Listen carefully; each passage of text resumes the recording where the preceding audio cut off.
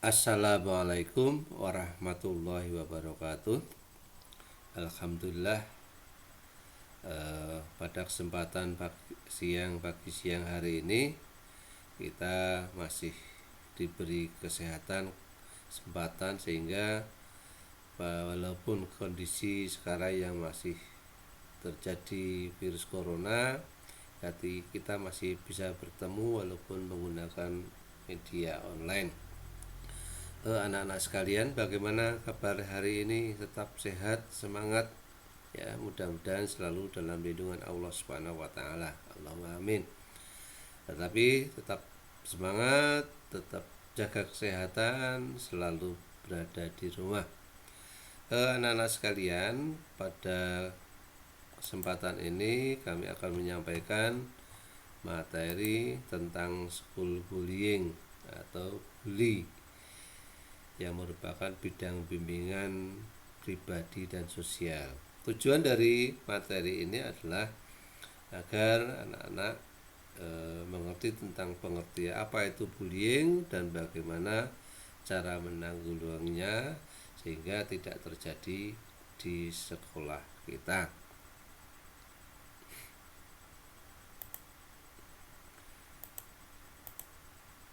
Sebelum kita bahas mengenai bullying, bahwa berdasarkan penelitian di luar negeri, 40-80% anak usia sekolah itu mengalami bullying. 10-15% kemungkinan adalah korban atau pelaku. Sedangkan 60% siswa SD dan SMP menyatakan bahwa bullying merupakan sesuatu masalah besar yang mempengaruhi kehidupan mereka dan menyatakan sering khawatir menjadi korban kekerasan dan pelecehan di sekolah dibandingkan ketika mereka menuju sekolah atau pulang sekolah. Berdasarkan penelitian di Indonesia, ada 31,8% bullying, 77,3% bullying nonverbal, 40,1% bullying verbal, dan 36,1% bullying fisik. Nah, penelitian tahun 2008 terhadap 1.500 pelajar SMP dan SMA di Jakarta, Yogyakarta, dan Surabaya, ada 67% mengaku di sekolah mereka pernah terjadi bullying. Pelakunya adalah kakak kelas, teman, adik kelas, guru, kepala sekolah, hingga preman sekolah.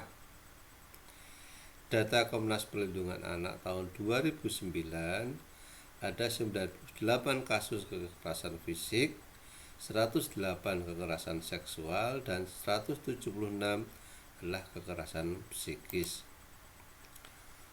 Nah, apa toh itu bullying? Ya, bullying adalah perilaku agresif dan negatif seseorang atau sekelompok orang secara berulang kali dengan menyalahgunakan ketidakseimbangan kekuatan untuk menyakiti korban secara mental, fisik maupun seksual. Ancaman yang dilakukan sekali saja, tetapi jika membuat korbannya merasa ketakutan secara permanen juga merupakan bullying. Kemudian manifestasi bullying. Apa itu bullying? Bentuk fisik. Ya, bullying secara fisik misalnya memukul, menampar, memalak, mendorong, mencubit, mencakar, dan sebagainya. Ya, kemudian secara bentuk verbal, kata-kata misalnya memaki, memfitnah, mengejek, mengancam, dan sebagainya. Kemudian juga bersifat psikologis, yaitu mengintimidasi, mengucilkan, mengabaikan, mendiskriminasi. Nah, kemudian konsekuensi bullying. Anak muda yang menjadi korban memiliki kecenderungan lebih besar untuk bunuh diri, depresi, trauma, dan penyalahgunaan obat. Di anak-anak yang pernah dibully sampai stres, sampai depresi, sehingga mungkin larinya ke penyalahgunaan obat terlarang. Anak baik yang menjadi pelaku atau korban cenderung mengembangkan sikap bermusuhan dibandingkan dengan anak lain yang cenderung menunjukkan gejala diabetes dan serangan di masa depannya. Anak yang di masa kecilnya menjadi pelaku dan menunjukkan perilaku buruk di sekolah seperti merokok dan menggunakan obat-obatan di masa depannya. Nah, kemudian apa dampak bullying? Nah, bagi pelaku tidak bisa konsentrasi belajar karena pikirannya lebih banyak untuk mengincar dan merencanakan tindakan berikutnya. Kemudian bagi korban, menurunkan intensitas pergi ke sekolah karena merasa cemas, takut akan menjadi korban, sehingga banyak terjadi anak-anak yang malas untuk ke sekolah karena takut dibully oleh teman-temannya. Kemudian bagi saksi atau mungkin teman yang melihat, takut akan menjadi korban berikutnya dan merasa kesalahan karena tidak dapat melakukan apa-apa. Nah, kemudian bagaimana dampak korbannya? Yaitu merasa menderita, atau mogok, malas datang ke sekolah, kehilangan kepercayaan dan konsep diri, menyalahkan diri sendiri atas kejadian bullying yang sudah terjadi. Kemudian yang lebih adalah kehilangan konsentrasi belajar, tidak bisa belajar dengan tenang, menunjukkan gejala stres, bingung, gelisah, sedangkan membahayakan kehidupan mereka sampai mengarah kepada kematian. Nah, mengapa bullying bisa terjadi? Yaitu karena ada kesempatan untuk terjadinya bullying. Ya, adanya anak yang merasa dominan atau memiliki harga diri, konsep diri yang rendah di sekolah dan memiliki karakter agresif. Bisa disebabkan karena pengalaman atau pola asuh keluarga yang kurang sesuai, ya. Minimnya pengawasan dan rendahnya kepedulian sekolah terhadap perilaku siswa-siswinya, misalnya tata tertibnya terlalu longgar, banyak kelas kosong dan sebagainya. Lingkungan sekolah yang mendukung tumbuh suburnya premanisme di sekolah, misalnya adanya geng atau kelompok yang tidak terorganisir dan tidak mempunyai tujuan yang jelas. Kemudian bagaimana karakteristik perilaku bullying?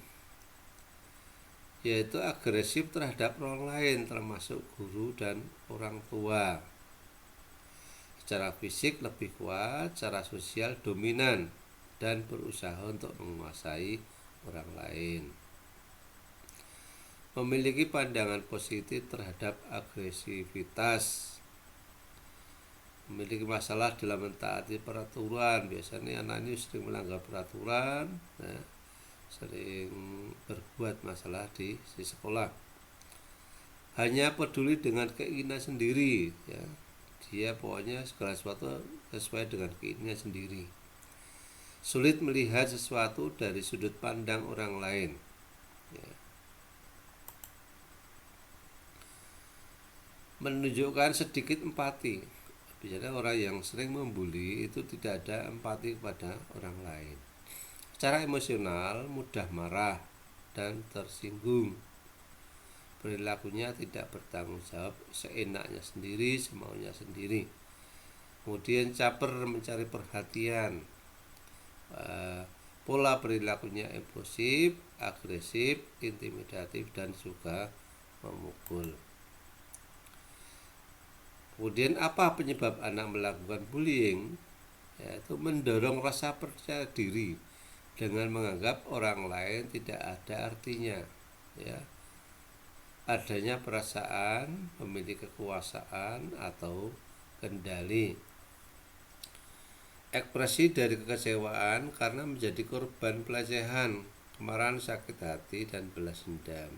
Dulu pernah sering dibully sehingga dia marah, sakit hati, akhirnya dendam, kemudian membuli orang lain.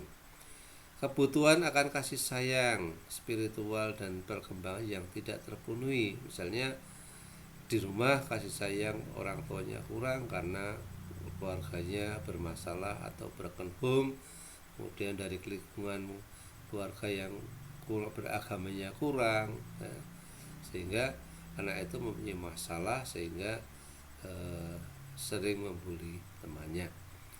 Tidak memiliki figur teladan dan mudah dipengaruhi orang lain, ya, di rumah atau di sekolah itu tidak ada teladan, ya, mudah banget dipengaruhi orang lain.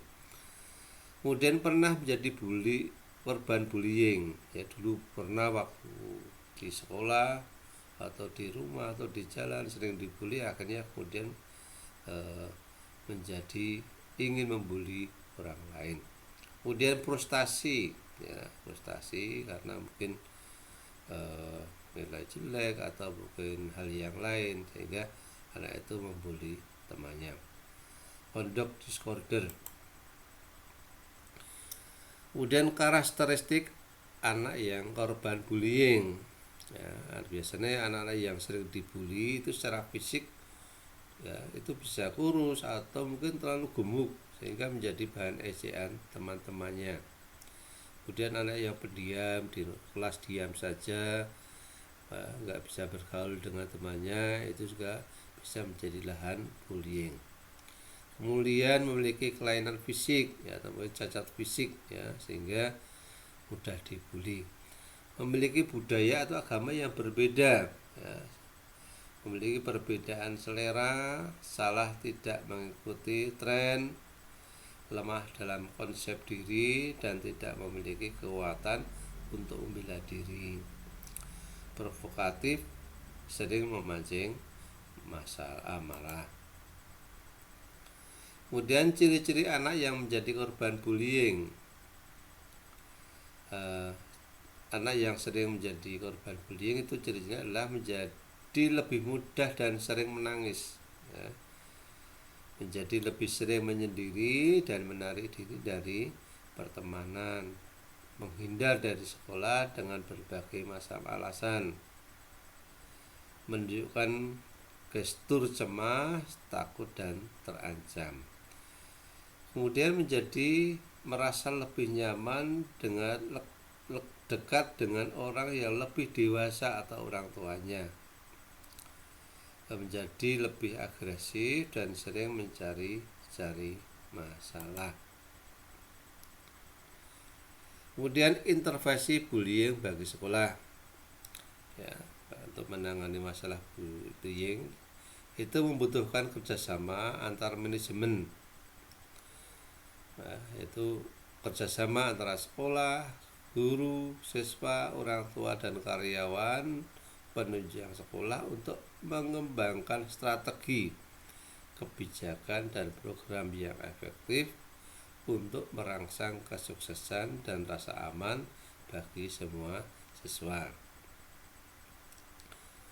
Dalam Undang-Undang Nomor 23 Tahun 2002 Pasal 54, anak di dalam dan di lingkungan sekolah wajib dilindungi dari tindakan kekerasan yang dilakukan oleh guru, pengelola sekolah, atau teman-temannya di dalam sekolah yang bersangkutan atau lembaga pendidikan lainnya.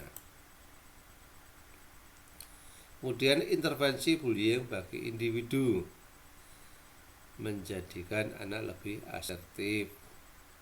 Jadikanlah anak didik pribadi yang memiliki rasa percaya diri dan konsep diri yang positif. Merangsang kemampuan sosialisasi anak didik, katakan pada pelaku untuk segera menghentikan perilakunya. Memberikan pendampingan pada anak korban bullying untuk mengurangi dampak psikologis yang ditimbulkan, ya, kita harus menghentikan bullying. Demikian materi yang saya sampaikan mengenai bullying. Mudah-mudahan anak-anak sekalian paham tentang apa itu bullying, kemudian bagaimana cara mengatasinya sehingga tidak akan terjadi di madrasah kita. Demikian yang saya sampaikan, kurang lebihnya mohon maaf. Saya akhiri. Assalamualaikum warahmatullahi wabarakatuh.